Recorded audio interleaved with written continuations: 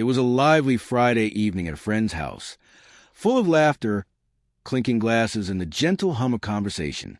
I had brought my wife, Sarah, dressed to impress, radiant as always. Everything looked perfect on the surface, yet I had noticed subtle changes in her behavior over the past few weeks. The lingering glances at her phone, the way she brushed off my jokes, the slightly exaggerated laughter at someone else's comments. That night, her attention seemed elsewhere. I tried to ignore it, but an uneasy feeling gnawed at me, crawling in my chest. Something told me this evening would be different. A turning point I wasn't ready for, but couldn't avoid. We mingled with friends when the moment arrived.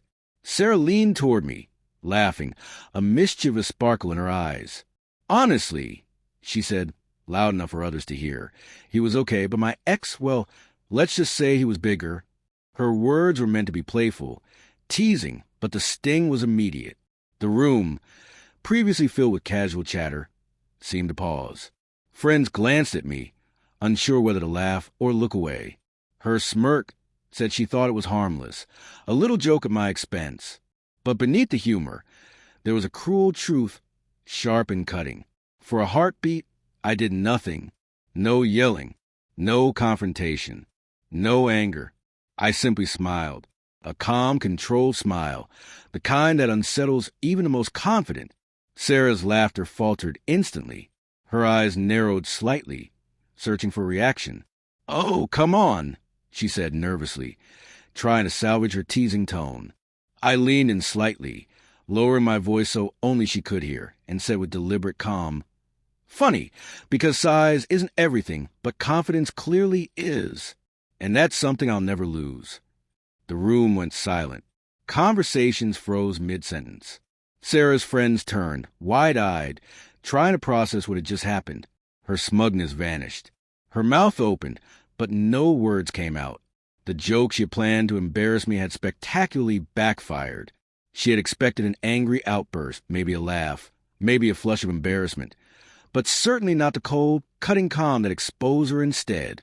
I had taken control of the moment without raising my voice, without creating a scene, and its effect was far stronger than any shouting ever could have been.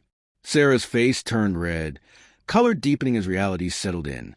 She opened her mouth to speak, but her words stumbled incoherently. Friends who had been quietly sipping their drinks now leaned in, eyes fixed on us.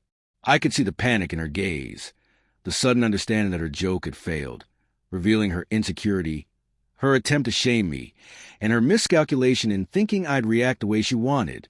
The entire room was witnessing the collapse of a carefully crafted facade. I let a few seconds stretch, making the silence unbearable. Every eye followed me, sensing this was more than a casual comeback.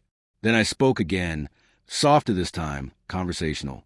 "Size," I said, "means nothing if you can't handle someone who's loyal, calm under pressure, and doesn't need to boast or compare himself to your past."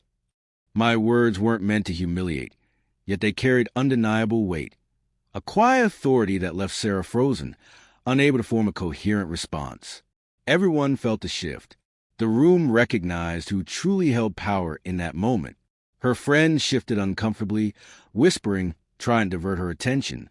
But it was too late. Sarah's carefully maintained image of dominance and teasing control had vanished before the people she cared about. My calm, unshakable composure had done what anger never could. It exposed her, put her in her place, and made the room witness her miscalculation. All I had done was smile, speak precisely, and refuse to play her game. I walked away casually, letting the moment settle. Eyes lingered, noticing the subtle transfer of power, achieved without spectacle, without shouting, without drama. Sarah sank into the couch, cheeks burning, eyes darting for reassurance from friends. In trying to mock me, she had underestimated me, and realizing that alone was far more humiliating than anything I could have done openly. For the rest of the evening, Sarah was quiet, careful, subdued. She avoided teasing me, avoided comparisons, even held back from laughing at inappropriate jokes. Friends noticed immediately the energy of the night had shifted. What began as casual fun had become a defining moment between us, reinforcing the silent respect and subtle authority I held. Every interaction afterward was colored by her failed attempt to diminish me.